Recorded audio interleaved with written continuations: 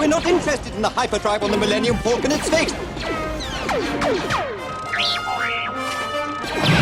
Just open the door, you stupid lump!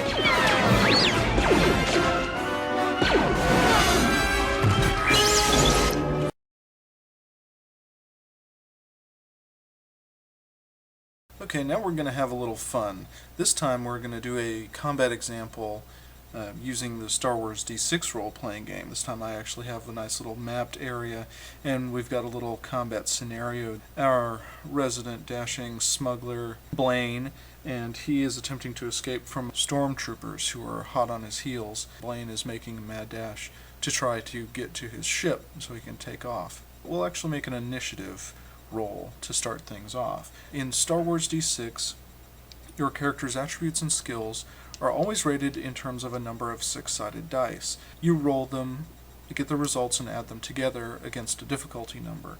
Now, all skill, attribute, and damage rolls in Star Wars will always include a wild die as one of the dice that you're rolling. So you should have one die that is signified by being a different color or being somehow memorable. This is not an extra die. In addition to your normal skill and attribute dice, one of the dice of your die pool should be marked by a different color. Blaine has a perception of 3D, so he will pick up 3 dice, one of those dice being a wild die, and he will roll them. He got a 6. Now, whenever you roll a 1 on your wild die, there are 2 possibilities that the Game Master can decide to do with it. The first is subtract the 1 and the next highest die from the die pool. In this case, it would subtract the 1 and the 3, and whatever remaining dice is the total for your action. The other option for rolling the 1 on the wild die is that you can leave the dice intact as they are, but introduce a complication. So something happens that causes a deeper level of inconvenience for the character that rolled that 1. So Blaine's initiative is a mere 2. The stormtroopers have a perception of 2D, so they pick up 2 dice and roll them. And look at that. The stormtrooper also rolled a 1, so we'll go ahead and do the same thing. We will deduct those dice, the 1 plus the highest die in the die pool, and we are left with 0. So Blaine got lucky, and even his 2 initiative is enough to give him the advantage on me. So Blaine has first action. So the first thing that he will do is decide how many actions he wants to take this round. So he decides that he wants to park it right behind this pile of junk over here to take a little bit of cover, maybe get an opportunity to weave back through this other trash and make his escape. He would prefer to be able to also return fire, so he's going to declare that he wants to take 2 actions. Characters normally can move 10 meters as an action. That's only going to take him right about to that corner. It's not going to get him far enough over there. To get behind the trash, he actually is going to need to move about 18 meters. He can move at high speed, which will carry him up to 20 meters, which will be enough. But in order to move at high speed, he still needs to make a dexterity check. A very easy dexterity check, just to make sure he doesn't slip and fall. Blaine has a dexterity of 3D plus 1. Plus 1 and plus 2 that sometimes appear alongside attribute and skill checks are called pips, and they do not add additional dice. Rather, they add 1 or 2 points to the total. So if Blaine's dexterity is 3D plus 1, he rolls 3 dice, and then he adds 1 point to that total. So the difficulty, again, this terrain is very flat and simple, so the difficulty is only very easy, which is a 5, so he needs to only roll a 5 in order not to be slipped up. He got a 10, plus 1 is 11, so he easily succeeds in his movement. So he can freely move that distance and take some cover behind the trash. Now you notice that he also rolled a 6 on his wild die. Just like 1s can be terrible inconveniences at times, the 6 can mean a great boon for the character. Whenever you roll a 6 on your wild die, you pick up the die and you roll it again, and then you add the new result to the skill check as well. So as we saw, he had an 11, plus he rolled another 6 for a 17. Now if you continue to roll 6s, you can keep rolling until you stop rolling 6s. So there he rolled a 3, so his running total was a 20. what otherwise might be insufficient skill dice for a challenge can actually be assisted by the extra benefits of the wild die. So that constitutes Blaine's first action. Now in Star Wars, when characters take multiple actions, they have to take a penalty equal to the number of actions they're taking minus 1. So in other words, because Blaine is attempting 2 actions in the same round, he has to take a minus 1 die penalty to all of his action checks. If his dexterity was 3d plus 1, he has to subtract 1 die from all tests, which means that he should have really only rolled 2 dice with plus 1 pip for his running action. When characters also attempt multiple actions, they don't take all of their actions simultaneously. Rather, they take their first actions first, and then the opposing side also takes their first actions. You continue to alternate back and forth. So the first side takes their first actions, the opposing side takes their first actions, then you take second actions, and so on. The Stormtroopers' turn, they decide they don't want to push themselves too much. They just want to take up positions so that they can return fire on Blaine this next round.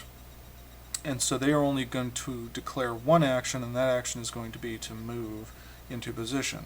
So one of the Stormtroopers is going to he'll move here, which is easily within 5 meters, and then the other Stormtrooper is, if he wants to take up a flanking position over here, 10 meters will only carry him here. That'll leave him exposed. He decides that he's just going to take a regular move. He won't have to make a roll, but he will be exposed for 1 round. Now we come to second action phase. The Stormtroopers have only declared 1, but Blaine had declared 2 actions, so he's going to take his second action now to return fire at one of these Stormtroopers. Now he's going to go for the Stormtrooper who is out in the open because he's an easier target than this trooper. Right now, because the Stormtrooper hasn't attacked this round, he's basically got full cover because there's no line of sight.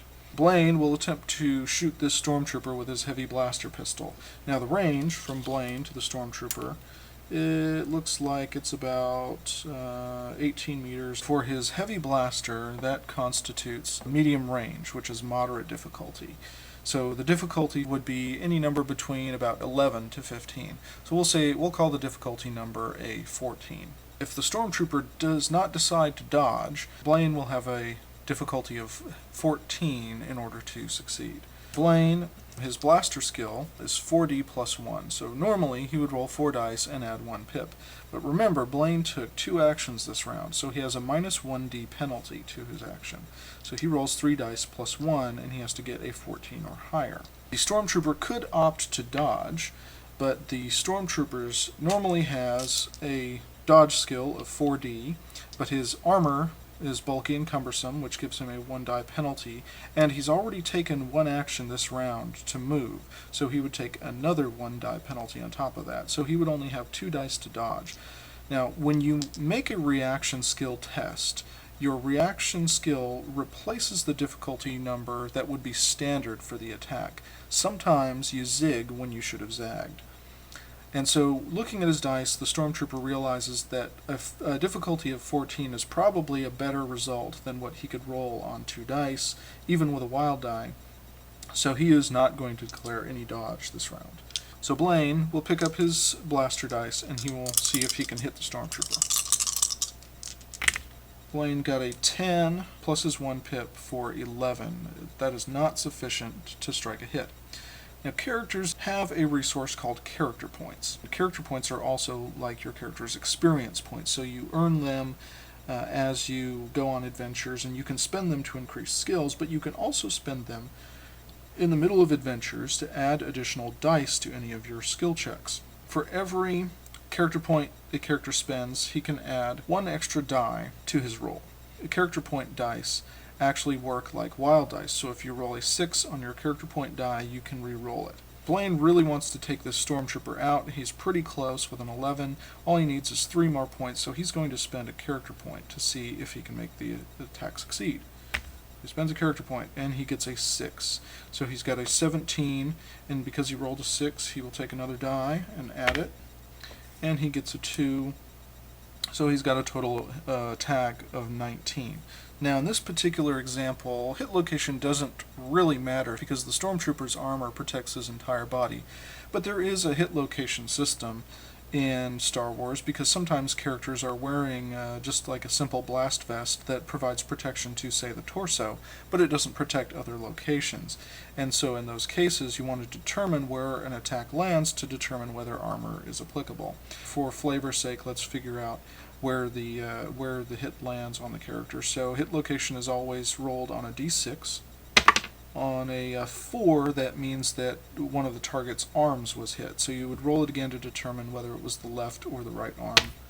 And so we see on a 3, 1 through 3 is the left arm. And now we proceed to determining the damage of the attack. A standard blaster pistol usually does 4 dice of damage. However, Blaine, in true Han Solo fashion, is using a heavy blaster pistol, which actually does 5 dice of damage. Now, just like for attribute and skill rolls, damage rolls also include a wild die. The 1 does not have the same effect, but if you do roll a 6, you get to do the normal re-rolling, so that damage is somewhat open-ended. 23 is the total damage output. Damage is resisted by a character's strength attribute plus any armor that they're wearing. An average person normally has 2 dice of strength, and his plastoid armor against energy weapons provides an additional 1 die of protection. The 1 on strength tests to soak damage will not subtract any dice here.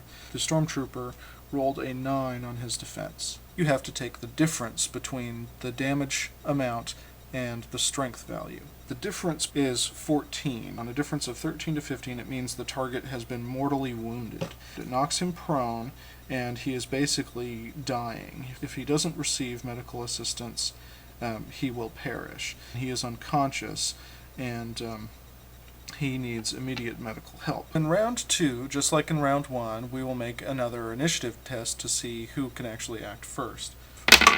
We'll subtract the 1 and the 3, and he's left with a roll of 2.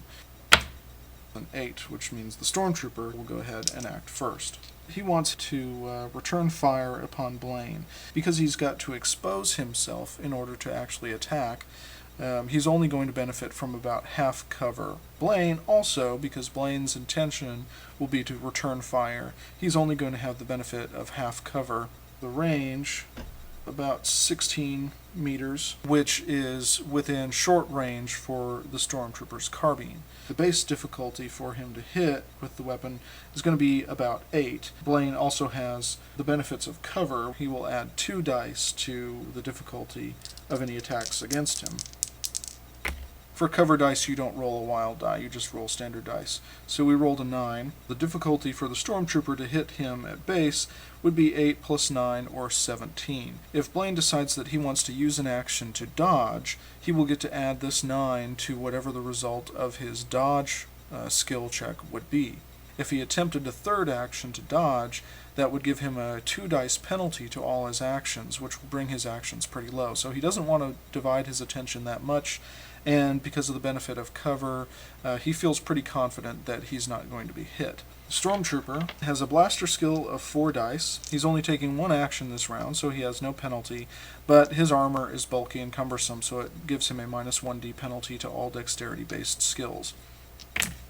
He does not. The Stormtrooper only rolls a 9 on his attack roll. The shot goes wild, and the Stormtrooper's action is done. So now it comes time for Blaine's first action. Again, Blaine will declare 2 actions. The first action being to fire at the Stormtrooper. Blaine's blaster skill is 4d plus 1, but he's declaring 2 actions, so he loses 1 die for that. 16 meters is actually medium range for a heavy blaster pistol. The difficulty will be a 14, and the Stormtrooper also has the benefit of half cover. The Stormtrooper rolls 2 dice for his half cover, but he only rolls a 3. He has a difficulty of 17. He doesn't make it. He is 8 points shy. He decides that it's too much of a difference to try and make it up with character points, so he's not going to waste character points on that action. Blaine had declared 2, so he's going to go ahead and take his second action now. At high speed, he can move 20 meters, carry him just about to the very edge of this map. Because he moved at high speed, he just has to make a simple dexterity check just to make sure he doesn't slip and fall. And he easily succeeds with a 10. We'll start round 3 by making an initiative test. He only has a 1 for his initiative, gets a 9, so the stormtrooper gets to go first. He wants to actually blast Blaine, and then he wants to try and close the distance to keep him from getting away. Because he has a carbine, he has the advantage of much greater range than Blaine's heavy blaster.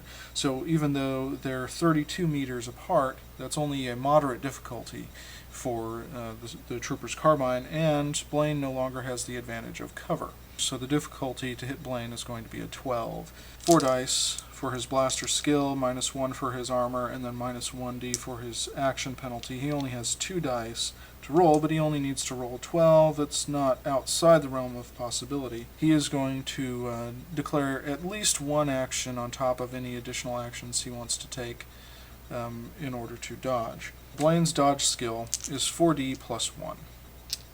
So he wants to do more than dodge this round. He wants to take at least 1 other action. So that's going to bring his action total up to 2, so he takes a 1d penalty. So he will roll 3 dice for his dodge skill. Snake eyes. We'll create a complication with this 1. So we'll say that his blaster actually jams. Now it's Blaine's action, and he will take his action to disappear down the alleyway and make a safe escape. Now let's get a little cute and use a example of grenade combat in Star Wars. Let's say he decides he wants to try and chuck a grenade right in the middle of them to see if he can take them out. He hasn't improved his grenade skill, so it just uses his raw dexterity attribute. 17 meters. That's a moderate difficulty for chucking a grenade, so we'll call the difficulty number 14. So Blaine's got to roll a 14 on his 3d plus 1 in order to make it land in the right spot.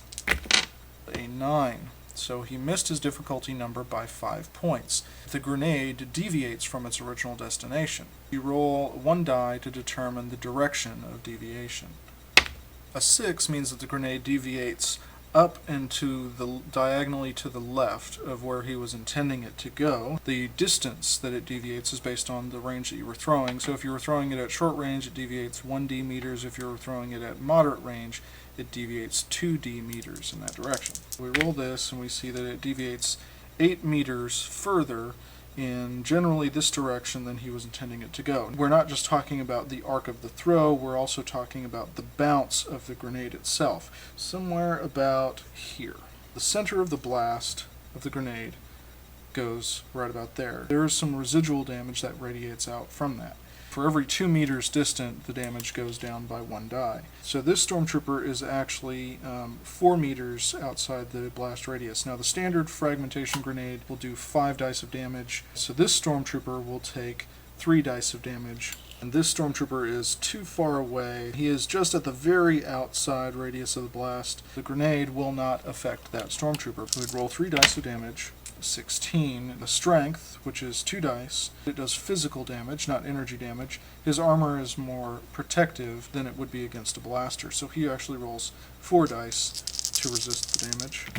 A 19. So his 19 was greater than the 16 damage of the grenade, so he hits the deck and the shrapnel and everything sort of glances off his armor, is absorbed by his armor, and this stormtrooper takes no damage.